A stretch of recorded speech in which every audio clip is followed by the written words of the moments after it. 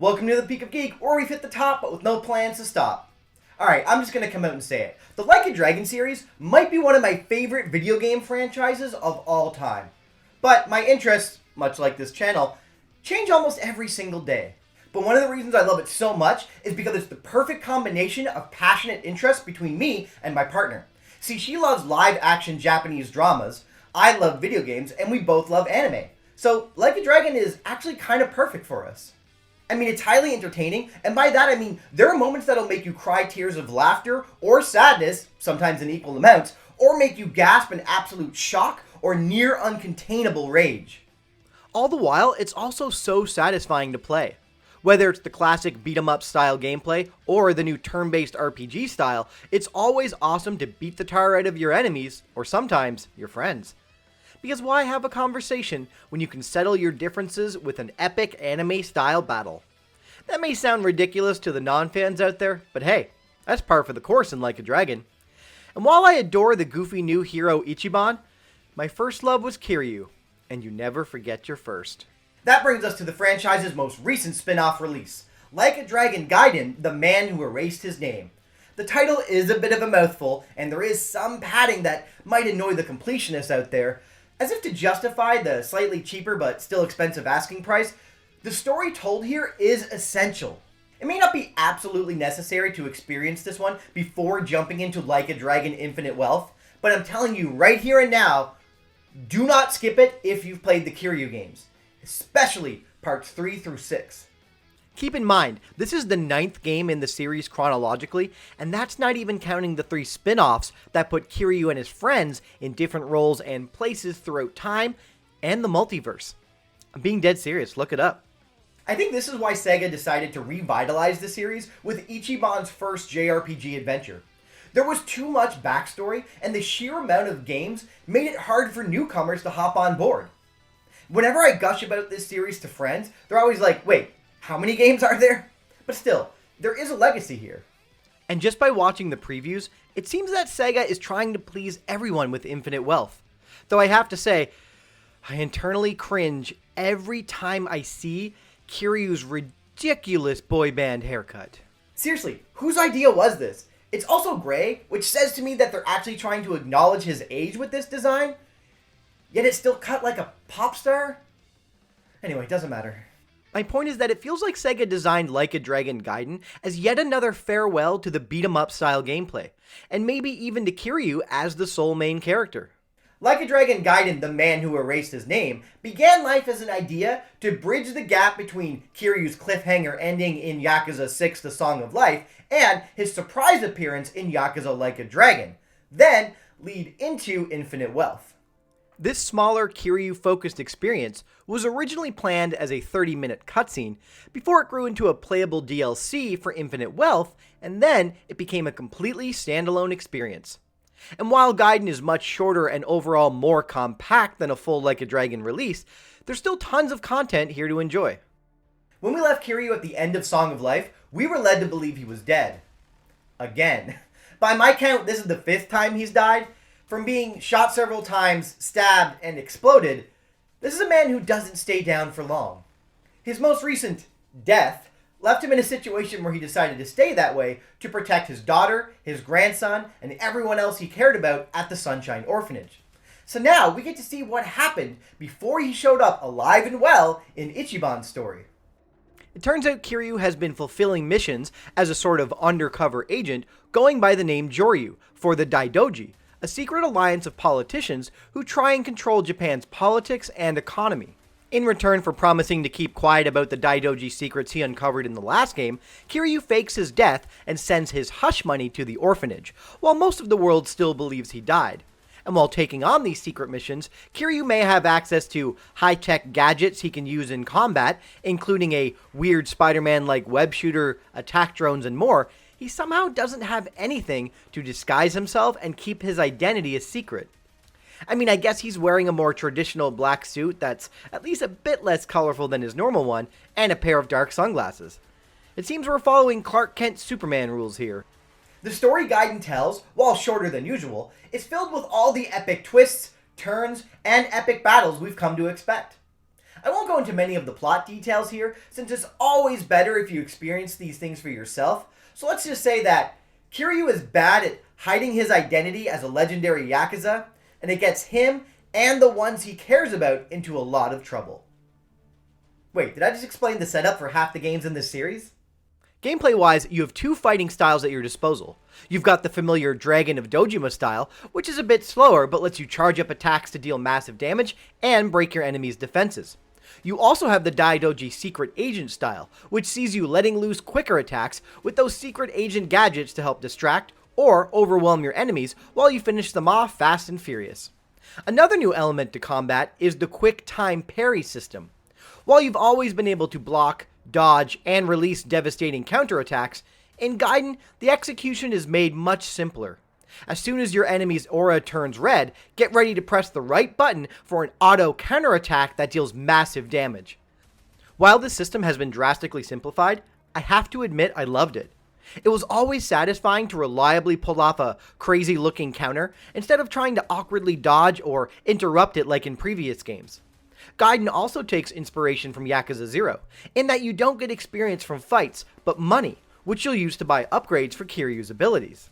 While the story can be completed in about 10 to 15 hours, depending on your gameplay style, the real meat of this game, like every other title of the series, is that optional side content. From sub-stories to mini-games to arena fights and much, much more. And honestly, I didn't do everything, but I did do a lot. So let's get into what Like a Dragon Gaiden has to offer other than the story. Easily my favorite piece of side content in every Like a Dragon game is the sub-stories. If you're going to dive into anything optional in this series, the sub-stories will always be at the top of my recommendations list, with karaoke as a close second. And for the most part, Gaiden delivered, along with some questionable changes. Early into the game, you meet Akame, introduced by the game as a jack-of-all-trades. But if you remember the Florist of Sai in Kamurocho from previous games, Akame will feel very familiar. She's in charge of her own information network, keeping an eye on Sotenbori with her many hidden cameras, while looking after the homeless population, who in return help her fulfill requests. And of course, she relies on Kiryu for support. Unlike previous games where sub-stories are unveiled simply by progressing through the story, in Gaiden, they're locked behind the Akame network, which you can only level up by running around Sotenbori and helping out the residents. Sometimes this is just a quick fight, and those missions are fine, but usually it's a bit more complicated than that. Most of the time, people want a specific item that has to be purchased or found somewhere in the city, or they need you to use your Spider-Man powers to retrieve out-of-reach lost objects, or they want you to play a certain minigame, or take a picture of something, usually in the form of a mystery you have to solve. And yeah, most of these quests are easy enough, for the most part. Looking at you, one-shot pool minigame. They seem to be specifically designed to waste your time, or more accurately, pad the game out. The question is, once you do unlock the sub-stories, are they worth it? For the most part, it's a resounding yes. They're just as strange, hilarious, and occasionally heartwarming, just like previous games. But sometimes, they're frustrating gauntlets of fights that make you run all over the city yet again. So much padding. You will get very comfortable exploring Sotenbori. It's no Kamurocho, which I honestly know better than my own neighborhood, but it might feel like a second home soon enough. I will say that even though I found the Akame network a bit annoying, I will give it props for getting me to try a few mini-games I would have otherwise ignored. No, not you one-shot pool challenges, you still suck. But bingo golf? Maybe we'll see each other again sometime. There are other returning mini-games you can expect in Gaiden, like karaoke, which, just like before, you must try every song at least once. Each song's special cutscene is so worth it. I may never hear the word butterfly the same way again. You'll see what I mean. This time around, I decided not to fully explore the Hostess Club, mostly because of one certain significant change they made, which was just too weird. In Gaiden, the hostesses you meet at Club Heavenly are real-life women. Let that sink in for a second. Real-life women are chatting to your video game model Yakuza guy, complete with a super obvious ring light shining in their eyes the whole time. And the game knows it's weird too. You have to experience it once in the story, and everyone keeps talking about how this new hostess club is so realistic. I mean, yeah, obviously. Another returning minigame is Pocket Circuit Slot Car Racing. Listen, I did my time in Yakuza 0, okay? There were sub-stories attached to the slot car racing minigame in that one, and I did it all. And every time my car went careening off the track due to the game's random decision to do so, even though I had bought all the best possible parts for the car, I'm not putting myself through that again. But you, if you enjoy it, you go nuts. You race those cars. The other main minigame that does have sub-stories attached to it is the arena fights. Early on in the story, you learn about an illegal fighting ring, and while there have been a few of these fighting tournaments in previous games, I don't think any other game in this series has fleshed it out as thoroughly as Gaiden. These are a great way to earn the money that you'll definitely need to level up Kiryu, because not only are there solo fights, there are also team battles, where you can issue commands as the team leader. And those are tons of fun. You can recruit people from all over Sotenbori to join your team, and they all have different stats and special attacks. And some of those recruits are hilarious deep-cut references from previous games. A small warning that the fights themselves will get very tough very fast, so get ready to max out Kiryu and your entire team if you plan to have any hopes of winning some of those final team battles. These fights kind of remind me of the often overlooked Like a Dragon spin-off that actually didn't feature Kiryu, the PSP exclusive Black Panther Like a Dragon New Chapter. This one is absolutely the black sheep of the series, especially considering how co-developer Sin Sophia modeled the combat after their Def Jam series of games. The plot follows a high school student street punk named Tatsuya Ukiyo who accidentally kills a Yakuza family member and is forced to participate in an underground fighting ring. There aren't any team battles here, but there are definitely some similar vibes. So if this is a small reference to one of the few games never officially localized here, that's pretty cool.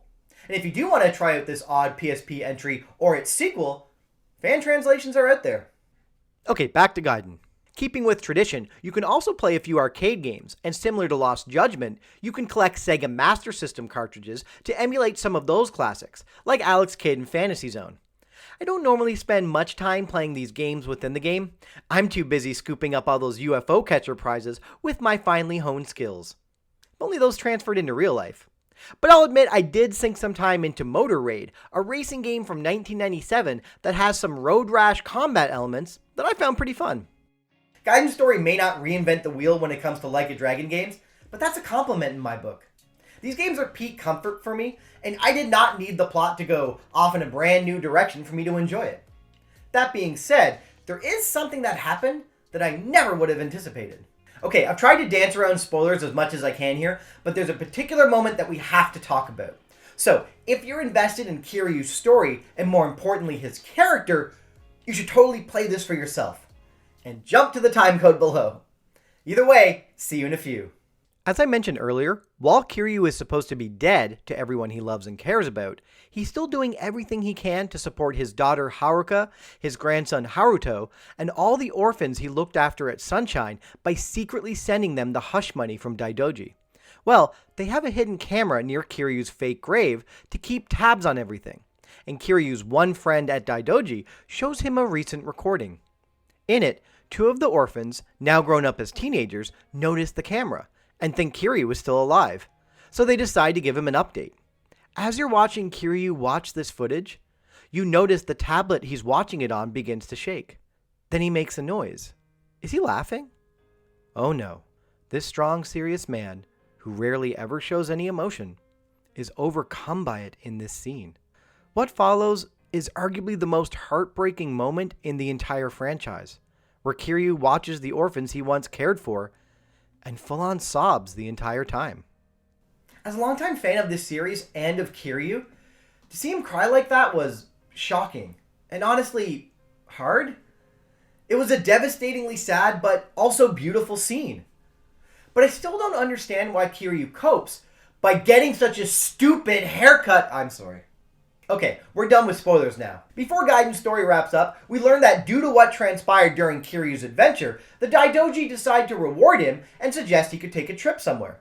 Due to personal reasons, Kiryu decides on Hawaii, and that's how he gets there in Infinite Wealth. As for Ichiban... If you check out either of the two demos for Infinite Wealth included with Gaiden, you'll find out soon enough. And after dipping my toes in both for a bit, I am so ready for this new Like a Dragon adventure. It seems traditionally over the top and off the wall, with more than a few surprises in store. Toshihiro Nagoshi, the original creator of Like a Dragon, was involved with every entry of this series until Gaiden. But in late 2021, following the release of Lost Judgment, Nagoshi and longtime series director/producer Daisuke Sato left both Sega and Ryoga Gotoku Studio to establish a new studio under NetEase called Nagoshi Studio. As of the recording of this video, I'm not sure what he plans to work on next, but it seems that his creation, Like a Dragon, will be in great hands with writer-producer Masayoshi Yokoyama in charge of the series. The future of Like a Dragon looks bright. Actually, Infinite Wealth will literally be sunny and bright since it takes place in Hawaii, but you know what I mean. This is a franchise that's important to me, and I will always look forward to that next adventure. And I'll always share this experience with my partner as something we both enjoy together. But what about you? Do you have similar feelings for this series, or are there other games that feel important to you? Let me know down in the comments below. And until next time, I really hope Infinite Wealth has a barber or at least a hat shop, because I refuse to look at the back of that head this entire game.